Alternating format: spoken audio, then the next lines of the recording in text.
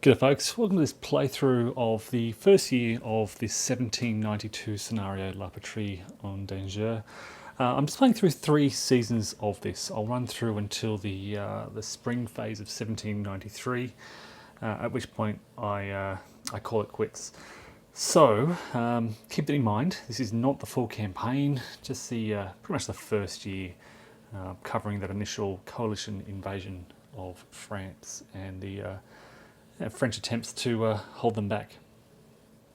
And here we have the setup for this scenario. There's quite a lot to take in here. There are a lot of forces all over the place. No armies at this stage. This is 1792. So a lot of these scattered French corps. We have, of course, the British up in Britain. And then a blending of Prussian and Austrian forces around sort of the borders, and then the Spanish down here in the southwest. The first thing I'm really thinking about and looking at is all these minor powers and where they all fit in terms of who they're fighting with and where their borders are. Now we do have this minor powers resource chart, which shows you, for the most part, the affiliation of all these the minor powers in various stages. So in 1792, for example, you basically run down here. We can say that Algeria is neutral. Ansbach belongs to Prussia. Baden belongs to Austria. Bavaria to Austria, and so forth. There are, however, this is 2 pages. There are a lot of these, and I'm just really worried about missing something. So just looking through, Denmark is neutral. Flanders belongs to Austria, Genoa belongs to Austria, Geneva is neutral. Then Hanover belongs to Britain, so Britain begins this scenario neutral in 1792, which means that Hanover is also neutral. We have Hansa just above Hanover, which also starts neutral. But then Holland, Holland is also British. Okay, so Holland is British, which will also be neutral at the start. Lombardy, these are all Austrian. What do we need to worry about and think about? Mecklenburg is neutral. Where is Mecklenburg? Oh, way up in the north, near Hansa. Then you've got Morocco's neutral. Naples is British.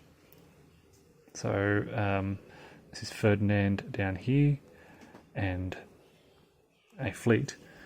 They are British, allied, I should clarify. Neuchâtel, which is here, is actually Prussian. But then Switzerland is neutral.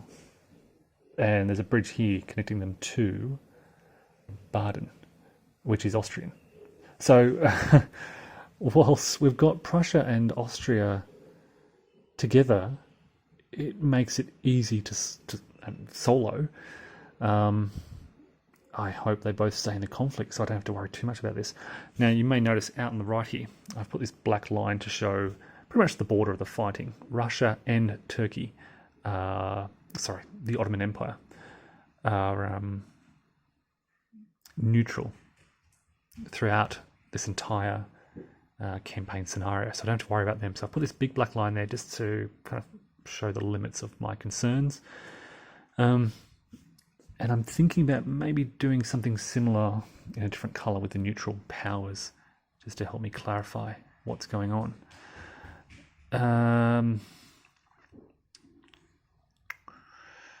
I think the sooner Britain can get into the fight, the easier this will be for me to understand and get a handle on.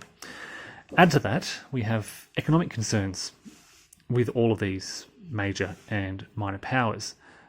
This scenario is the first in the scenario book, the playbook, to introduce these economic rules. So I'm getting a handle on those. And diplomacy. And the event cards, which are off to the left. And some of them start in the various powers' hands at the very beginning of the scenario. trying to make sense of all this and using it, the French need to survive. They are pretty much surrounded and need to hold on as much as they can.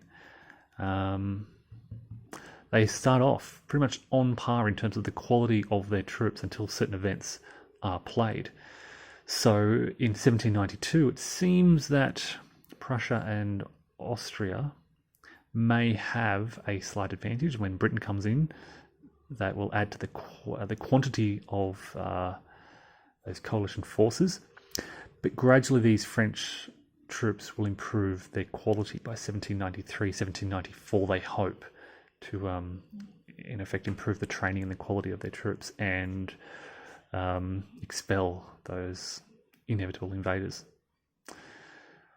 What else? There's also fleets, of course. The first two introductory scenarios didn't really use fleets. They were present in the first one, but they were just present without moving, and they weren't present in the second. So we do have fleets, and again, I think the French are going to be in trouble here,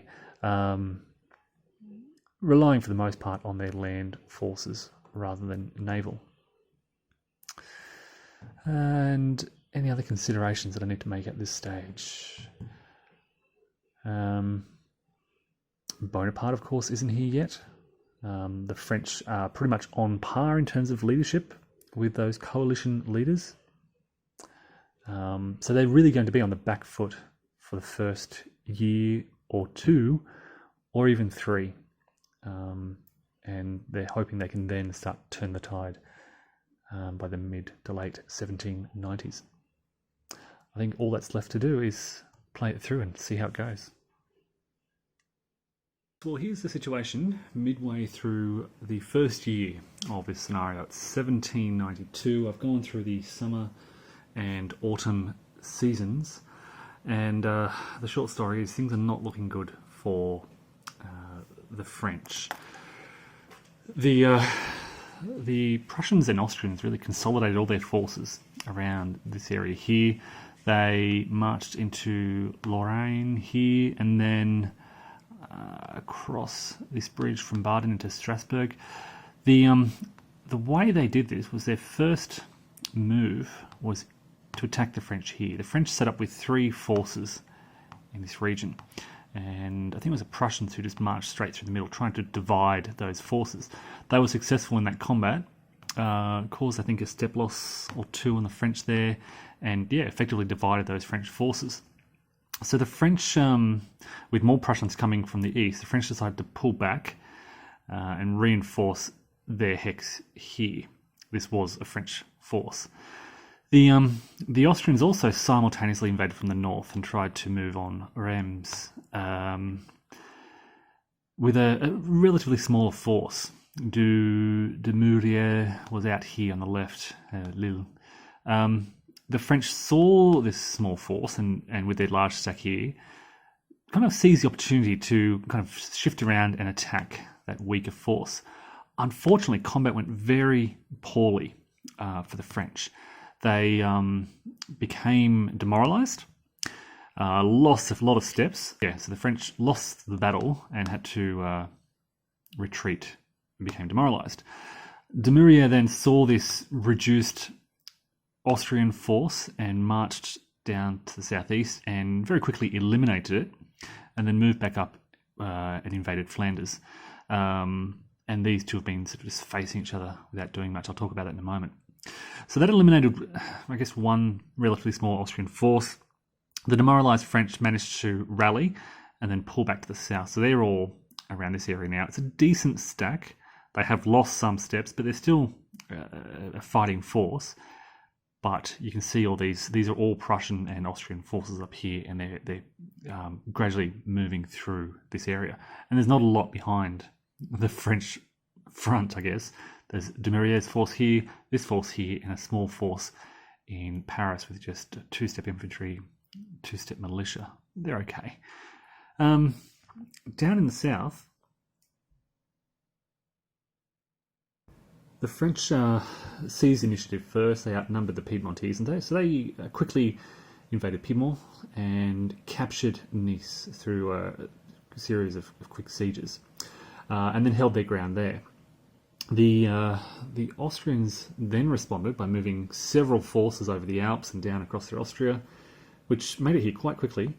I think one of them may have been an extended march, and they counter-sieged Nice.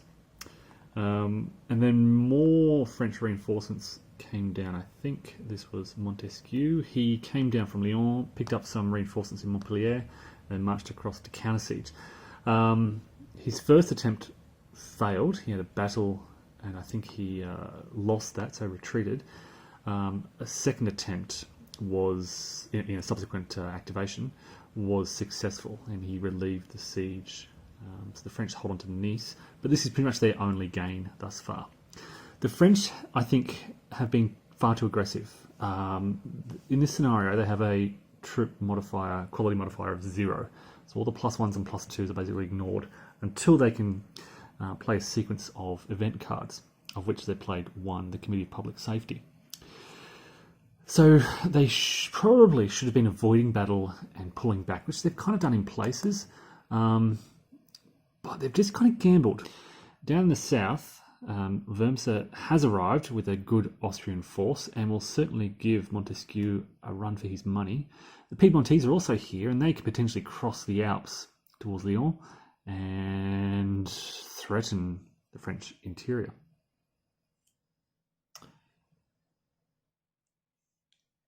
So there's of course there's one season left in the year. It's winter. It could be a quick season, and the French are desperately hoping it is quick.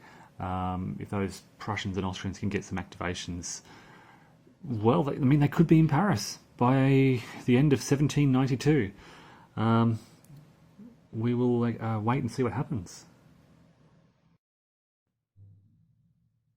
Okay, I just have to interrupt for a moment to show you what's happened on the first activation of the winter season. We had a coalition land 1 marker. So first thing off the bat, the Duke of Brunswick has moved down from Metz, which they've captured and reactivated. They've moved straight to attack Custine's force down here. Brunswick has rolled a 10, and with modifiers, including a subordinate leader,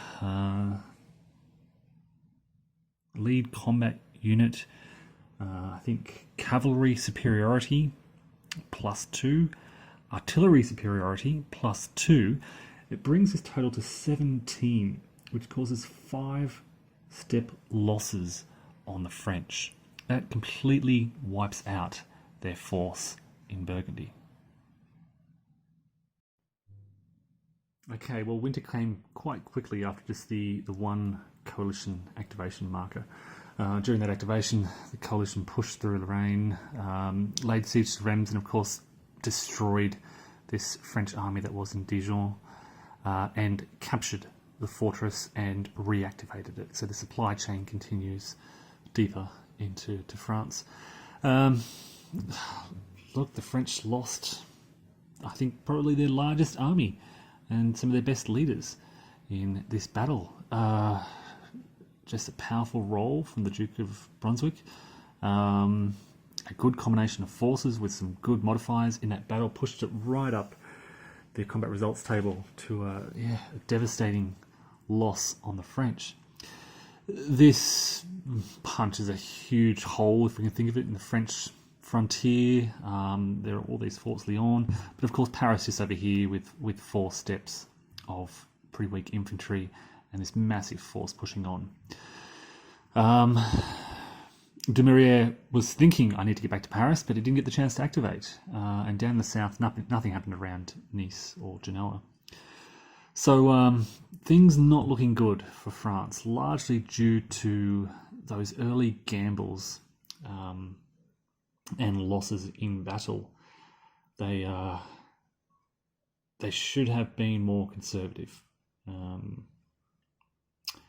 They tried to eliminate a few of those weaker Austrian forces and failed, and had to retreat and were pursued and have now paid the price.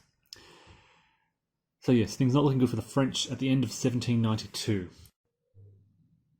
Okay, so after the winter phase, we move into spring, and there's this fairly large spring interphase. So it's the start of the year. We go through a sort of a sequence of events at the start of every spring. We do the events phase, and basically you add all the 1793 events, you shuffle the deck, and you deal these out to players. You may notice this force here because the coalition drew Chouans, so they've placed these forces, and the French get dealt their cards as well. They didn't have any public events, so they're holding on to their events. We then move in to the economics and budget phase, and this is where you consult the major powers resources chart. You consult the scenario, so 1792, and the major powers get this much money, and they can basically, they also consider trade based on, for example, harbours that are not blockaded, and they gain more income from that. You add this all up, and then you go through the production phase. There are corsairs as well, and the French do have corsairs over in the corsairs box. But then you do the production phase where you basically calculate how many units you want to produce and so forth. Any provinces that you've lost, you lose income, so you lose £2, £4 if it's a key city province. Okay, so that's the end of this scenario playthrough. I'm not going to recall the whole thing. Hopefully you've got a sense of how it all plays out. There's still a lot more to go. Although the French have lost a lot, they will rebuild somewhat and attempt to counterattack. And again, this is just one scenario of many. This game covers a period from 1792 through to 1815, so you can really focus on a period and campaigns that interest you. That is La Patrie and Danger from Nations in Arms.